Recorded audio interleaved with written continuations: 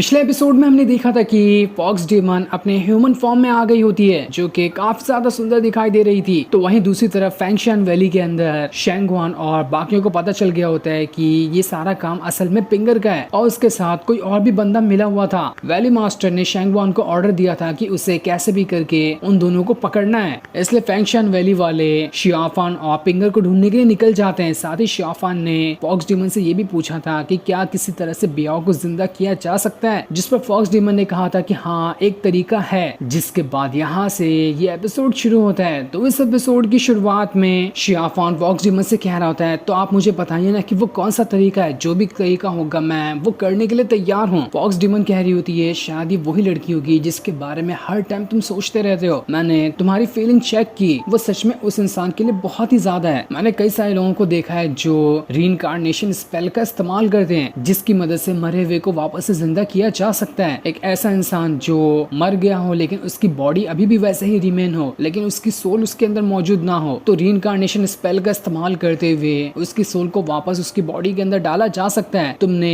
शेंगवान की महल पे जो दीवारों पे दिखा था ना, अजीब तरह के फिगर बने हुए थे डिमोनिक जैसे, वो सारे इसी रीइंकार्नेशन स्पेल को ही दर्शाते हैं। लेकिन जैसा तुम बता रहे हो बियाओ के बारे में, तो उस हिसाब से उसकी सोल भी काफी ज्यादा डैमेज हो चुकी होगी। लेकिन इंसान की सोल के भी 7 टाइप होते हैं। अगर उनमें से एक भी टाइप अगर बचा हुआ है तो हमारे पास थोड़ी सी उम्मीद है कि हम शायद वापस से बियाओ को जिंदा कर पाएंगे। शियाफान कह रहा होता है, मैंने रीइंकार्नेशन स्पेल के बारे में सुना है कि इस चीज को ज्यादातर विच कबीले के लोग ही परफॉर्म करते हैं। जिस पर फॉक्स डेमन कह रही होती है, तुम्हें पता है विच कबीले के बारे में? अगर पता है तो ये अच्छी बात है। जिस पर शियाफान कहता है, मैं आपसे कुछ छुपाना नहीं चाहता। पिछले 10 सालों में मैंने बहुत ज्यादा मेहनत की विच कबीलों को ढूंढने की, लेकिन आज तक मुझे वो नहीं मिला। मैंने बहुत सारी जगह को छान मारा हूँ, लेकिन 10 साल गुजर चुके हैं, आज भी मेरा हाथ पूरी तरह से खाली है। कई लोग कहते हैं इधर जाओ तो तुम्हें विच कबीला मिलेगा, उधर जाने पे मिलेगा, लेकिन कहीं कुछ नहीं मिलता। कुछ लोगों से तो मुझे ये भी पता चला कि विच कबीला पूरी तरह से खत्म हो चुका है और वहाँ की जो भी खास चीजें थी उसे आसपास के छोटे बड़े सेक्ट ने चुरा लिया। जिस पर फॉक्स डेमन कह रही थी, शायद तुम्हें गलत जानकारी मिली है। तुम्हें पता है कि मैं यहाँ पर जब से फैंगशन वैली के अंदर मौजूद थी ना, उससे पहले मैं विच कबीले से होते हुए आई थी। वो उस टाइम तो पूरी तरह से ठीक था, वहाँ पर कुछ भी नहीं हुआ था। लोगों के पास कोई ठोस सबूत तो नहीं है कि असल में विच कबीले के साथ क्या हुआ, इसलिए वो अपनी मनगढ़ंत बातें बताते रहते हैं। इसलिए अगर तुम अब भी कोशिश करो तो तुम्हें विच कबीला जरूर मिलेगा। जो सुनकर तो शियाफान भी हैरान रह जाता है कि क्या सच में विच कबीला अब भी मौजूद है? अगर वो मौजूद है तो मैं पूरी दुनिया वापस से छान मारूंगा उसे ढूंढने के लिए। वो फॉक्स डेमन से कह रहा होता है, सीनियर अगर आप मेरी मदद करेंगे तो फ्यूचर में आपको कभी भी किसी भी चीज की जरूरत पड़ेगी, मैं हर चीज वो आपके लिए करने के लिए तैयार हूँ, बस आप मुझे विच कबीले तक पहुंचा दें। जो सुनकर फॉक्स डेमन शियाफान से कह रही थी, शियाफान जरा मुझे वापस से एक बार अच्छे से देखो, तुम्हें क्या सच में लगता है कि मैं सीनियर कहलाने के लायक हूँ? मैं उतनी भी ज्यादा तो बूढ़ी नहीं, तुम मुझे मेरे नाम से बुला सकते हो, मुझे सीनियर कहने की कोई जरूरत नहीं है। मेरा असल नाम श्याओ बाई है, तुम मुझे श्याओ बाई कहकर बुला सकते हो। जो सुनकर तो शियाफान भी हैरान रह जाता है कि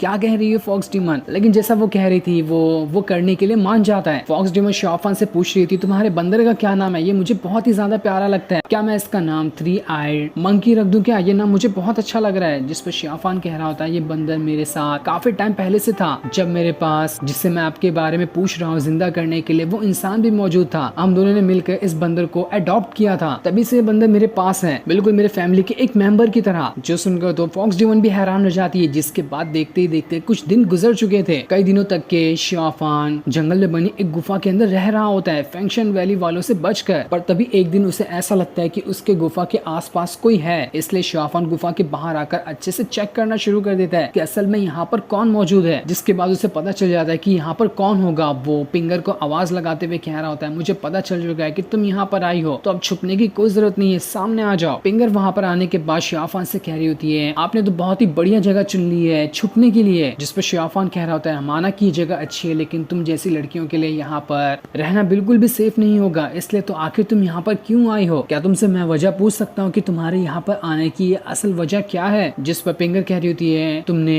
फैंगशन वैली को तो देखा ही होगा, वो काफी ज्यादा बर्बाद हो चुकी है। वहाँ के सारे लोग हम दोनों को ही ढूंढने के पीछे पड़े हुए हैं। जैसे उन लोगों ने हमें देखा तो वो हमें जिंदा नहीं छोड़ने वाले, इसलिए मैं उन लोगों से बचकर यहाँ पर आई हूँ, और ताकि तुम्हें भी यहाँ पर आने के बाद चौकन्ना कर दूं कि जरा सावधान ही रहना। लेकिन तभी उसकी नजर वहाँ पर फॉक्स डेमन पे पड़ जाती है, जो दूर से शियाफान की तरफ ही चलते हुए आ रही थी। उसे देखकर तो पिंगर एकदम ज्यादा हैरान रह जाती है कि आखिर ये इतनी ज्यादा सुंदर लड़की कौन है। वो कह रही होती है, तुम कौन हो? मैंने तुम्हें इससे पहले कभी नहीं देखा था। क्या मैं तुमसे तुम्हारे बारे में पूछ सकती हूँ? साथ ही वो शियाफान से भी कह रही होती है कि 10 साल पहले तो बियाओ ने तुम्हें बचाने के लिए जूजियान स्वॉर्ड को खुद पर ले लिया था, जिस वजह से उसकी जान चली गई। और पूरे 10 साल तक के तुम पूरी दुनिया घूम रहे हो उस चीज का तोड़ निकालने के लिए जिसकी मदद से तुम बियाओ को जिंदा कर सकते हो। इस सफर में तुम्हारे साथ तो कई सारे और लोग भी शामिल हुए होंगे। तुम वैसे ही इतने ज्यादा हैंडसम हो तो कोई भी लड़कियां तुम्हारे पीछे क्यों नहीं पड़ने वाली? ऐसा लग रहा है कि ये जो लड़की है व्हाइट बालों वाली वो भी तुम्हारे पीछे पड़ गई होगी। क्यों, सही कह रही हूँ ना मैं? लगता है शियाफान तुम्हें भी अब धीरे धीरे करते हुए पास्ट को भुला देना चाहिए और नए तरीके से शुरुआत करनी चाहिए। जरा अपने पीछे तो देखो, ये सिस्टर कितनी ज्यादा सुंदर है। मेरे ख्याल से अब मुझे तुम्हें मुबारकबाद दे देनी चाहिए क्योंकि तुम अपने जिंदगी की नई तरीके से वापस शुरुआत कर रहे हो। तुम्हें इसके लिए कांग्रेचुलेशन। कभी शादी वगैरह का मौका हुआ तो मैं खुद वहाँ पर तुम्हारे घोष सेट के अंदर आऊंगी। शियाफान को तो पिंगर की बातें सुनकर इतना ज्यादा गुस्सा आ रहा था कि वो तो यहाँ पर पिंगर की जान ही ले, लेकिन तब भी वो अपने आप को कंट्रोल किए होता है। फॉक्स डीमन वहाँ पर पिंगर से कह रही होती है, तुमने यहाँ पर कुछ ज्यादा ही सोच रही हो, ऐसा कुछ है नहीं यहाँ पर, इसलिए अपने दिमाग के घोड़े जरा कम चलाया करो। फॉक्स डीमन यहाँ पर अपनी सच्चाई तो नहीं बताती कि असल में वो फॉक्स डीमन है। वो पिंगर से इतना कहती कि कल कुछ बदमाशों ने मुझे पकड़ लिया था, लेकिन सही टाइम पे शियाफान ने आकर मेरी जान बचाई और मेरी इज्जत बचाने के लिए उसने अपना जैकेट भी मुझे दे दिया। इसी वजह से मैं यहाँ पर मौजूद थी। तुम जो सोच रही हो ना वैसा कुछ है नहीं। लेकिन फिर भी पिंगर आग में तेल डालते हुए कहते हुए जाती कि जब दो यहाँ पर इतने अच्छे लोग आपस में बातें कर रहे हैं तो मेरा रहकर यहाँ पर क्या फायदा? लगता है मैंने तुम लोगों को यहाँ पर डिस्टर्ब कर दिया। और इतना कहने के बाद वो वहाँ से जाने लगती है। जाते हुए उसने वहाँ पर एक पत्ते को जला दिया था। ये देखकर फॉक्स डीमन शियाफान से कह रही थी, क्या तुम्हें इस पिंगर पे भरोसा है? वो भरोसा करने के लायक है। तुमने तो उसे जगह बता दी कि हम यहाँ पर मौजूद है छुपे हुए। शियाफान इससे पहले कुछ कह पाता, वहाँ पर उसे ऐसा लग रहा होता है कि फैंक्शन वैली वाले लोग इधर ही आ रहे हैं। हो सकता है कि पिंगर ने उस पत्ते को जलाते हुए फैंक्शन वैली के लोगों को इशारा कर दिया था कि शियाफान यहाँ पर छुपा हुआ है। इसलिए शियाफान फैंक्शन वैली के जितने भी लोग होते हैं उनके पास जाता है और वहाँ जाने के बाद उनसे कह रहा होता है, देखो यहाँ पर मेरी तुम लोगों से कोई दुश्मनी नहीं है। जिस भी इंसान को यहाँ पर अपनी जान प्यारी है वो उल्टे पैर यहाँ से चला जाए, वरना बाद में मुझे ब्लेम मत करना कि मैंने तुम्हारी यहाँ पर जान ले ली है। लेकिन उनके पास फैंक्शन वैली वालों के कोई ऑप्शन भी नहीं था शियाफान को यहाँ पर पकड़ने के, क्योंकि वैली मास्टर ने उन्हें ऑर्डर दिया है शियाफान को ढूंढ के लाने का। इसलिए वो लोग वहाँ से नहीं जाते। जो देखकर तो शियाफान बहुत ज्यादा गुस्सा हो जाता है। और अब देखते ही देखते शियाफान और उन सभी के बीच में काफी जबरदस्त फाइट शुरू हो जाती है। शियाफान तो बस एक ही हाथ का इस्तेमाल करते हुए सभी को उठा उठा कर फेंके जा रहा था। वो कुछ लोगों की इतनी ज्यादा हालत खराब कर देता है कि बस एक अटैक के अंदर वो लोग मारे जा रहे थे। शियाफान सभी की स्वॉर्ड को बस 2 उंगली में पकड़ने के बाद उन्हें उठा उठा कर फेंक रहा होता है। साथ ही उसने अपनी इविल पावर को भी एक्टिवेट कर लिया था, लेकिन इस वजह से उसकी बॉडी फिर से आउट ऑफ कंट्रोल होने लगती है। उसकी इविल पावर को देखकर तो सारे फैंक्शन वाले लोग डर के मारे भाग निकल देते हैं। फॉक्स डीमन वहां पर आने के बाद शियाफान से कह रही थी, कहा था ना मैंने कि इसमें पिंगर का ही हाथ है। उसने यहाँ पर फैंक्शन वैली वालों को इशारा करते हुए बुला लिया। लगता है अब हमें दूसरी जगह ढूंढनी पड़ेगी छुपने के लिए, वरना तो और भी कई सारे लोग यहाँ पर आते ही होंगे। मुझे उस लड़की की आंखों में दिखाई दे रहा था कि वो भरोसे के लायक तो बिल्कुल भी नहीं है। दूसरी तरफ हम ज़्यूकी को देखते हैं जो अपना सेट के अंदर एक जगह पर मौजूद होकर कल्टीवेशन कर रही होती है। वो वहाँ पर किसी तरह के स्वॉट टेक्निक को परफॉर्म कर रही थी। उसने आसपास के ऑरा को गैदर करना स्टार्ट कर दिया था, जिस वजह से आसपास का जितना भी ऑरा होता है वो उसकी बॉडी के अंदर समाने लगता है। उस ऑरा को कंट्रोल करते हुए वहाँ पर एक कोर बना लेती है और जैसे वो कोर बना था वो आसपास की सारी चीजों को कंट्रोल कर पा रही थी। यहाँ तक कि वो एक पत्तों तक को कंट्रोल कर पा रही होती है, लेकिन ज्यादा देर तक कि वो इस चीज का इस्तेमाल नहीं कर पाती क्योंकि वो अभी इस टेक्निक में पूरी तरह से एक्सपर्ट नहीं बनी है। वो यहाँ पर वो टाइम याद कर रही होती जब शियाफान भी उसके सामने फाइट कर रहा था। वो उसी तरह की टेक्निक को परफॉर्म करने की कोशिश कर रही होती जिस तरह से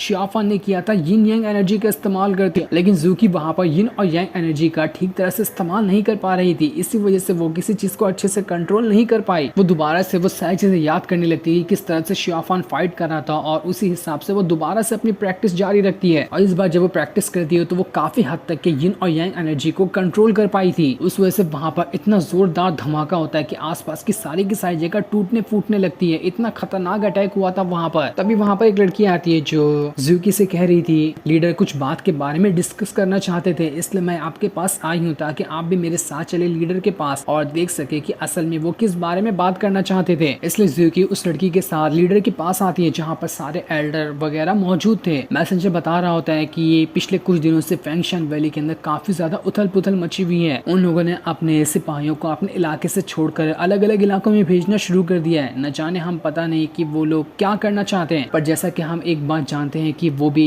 इंसान है और हम भी इंसान है, इसलिए हमारी जिम्मेदारी है कि हम वहाँ पर जाएं और फैंक्शन वैली में जितनी जितनी भी उथल पुथल मची है उसमें फैंक्शन वैली वालों का साथ दें, ताकि डीमंस वगैरह जो सेक्ट हैं वो हमारे ऊपर हावी ना होने लग जाएं। इसलिए हमने डिसाइड किया है कि यहाँ से हम कुछ लोगों को फैंक्शन वैली में भेजेंगे मदद के लिए, जिनमें सबसे खास जो होगी वो ज़ूकी होगी, क्योंकि हाल फिलहाल हमारे सेक्ट में सबसे ज्यादा टैलेंटेड ज़ूकी ही है। वो लोग ज़ूकी से ये भी कह रहे होते हैं कि इस बात का ध्यान रखना कि तुम्हें पूरी तरह से फैंक्शन वैली का सपोर्ट नहीं करना है, तुम्हें इस बात का भी ख्याल रखना है कि असल में फैंक्शन वैली वाले बैक साइड में क्या प्लान बना रहे हैं, क्योंकि हम फैंक्शन वैली वालों पे उतना तो भरोसा नहीं कर सकते। इसलिए तुम्हारा दो काम है कि फैंक्शन वैली वालों की मदद भी करना और उनके सीक्रेट प्लान वगैरह के बारे में भी जानकारी निकालना कि क्या वो आगे भी चलकर इंसानों का ही साथ देने वाले हैं या फिर उनका कुछ और ही प्लान बन रहा है। जिसपे ज़ूकी कहती है जैसा आप लोग कहेंगे मैं वो करने के लिए तैयार हूँ। दूसरी तरफ शियाफान और फॉक्स डिमन ने दूसरी जगह ढूंढ ली होती है, जहाँ पर आने के बाद वो लोग आराम से बैठे हुए थे। फॉक्स डिमन तो सबसे पहले